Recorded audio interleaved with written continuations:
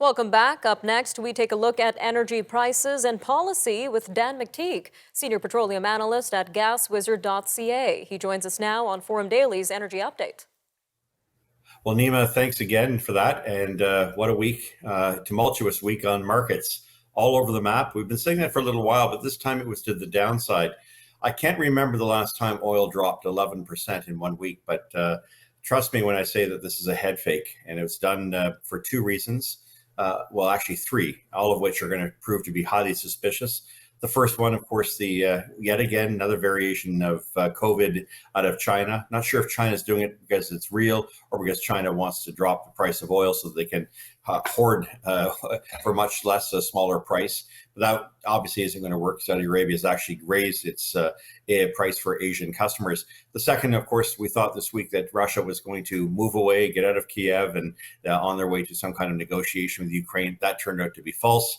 And markets eventually realized that. And the final one, the foolish decision by President Biden to try to tap into the emergency reserves the United States has, not just for its own country, but for the rest of the world, by drawing 1 million barrels a day. That will obviously put the United States in violation of its commitments to the OECD to ensure a stable, significant amount. And it won't do much longer term for oil.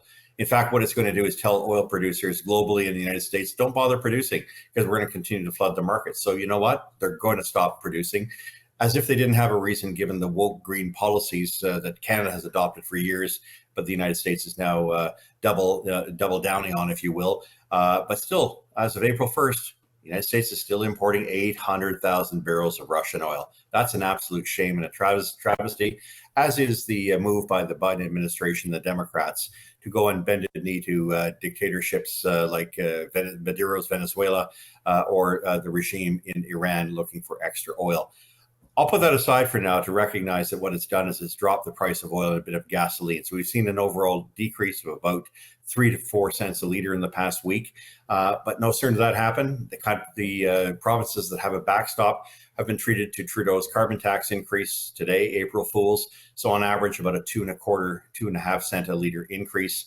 And that, of course, is now pushing gasoline to about 12.5 cents a liter with HST/GST.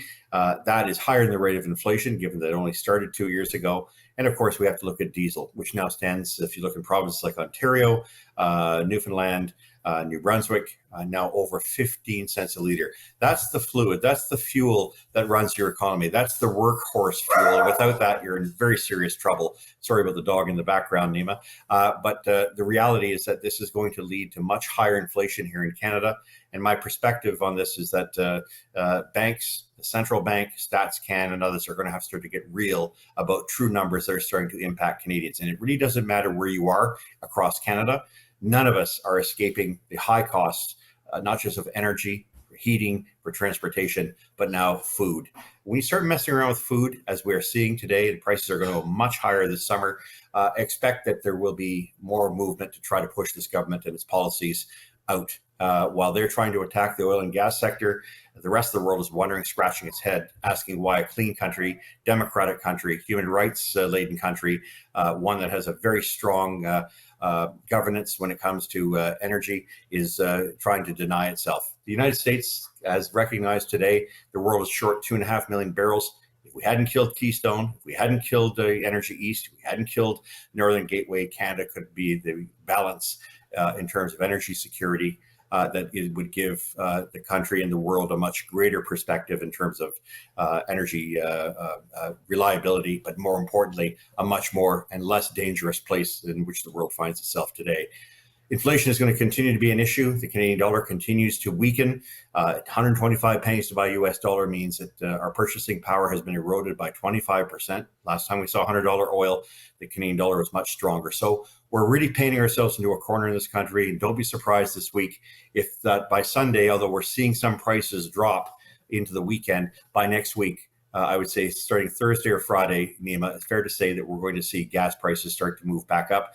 It was short-term gain and a short-term fix by the Biden administration to use the Strategic Petroleum Reserve. It's going to come back and pinch everybody when we see oil moving right back to $1.10, $1.15, or $1.20, regardless of what happens in Eastern Europe. So that's it for this week. Not great news. thanks to the federal government for making life more miserable at the pumps. At the end of the day, we'll keep talking about it, and you'll continue to keep paying for it. We'll talk to you next week, Nima. Sounds like your dog's not enjoying these rising prices either, Dan. All right, that was Dan McTeague, Senior Petroleum Analyst at Gaswizard.ca. He's also the president of Canadians for Affordable Energy.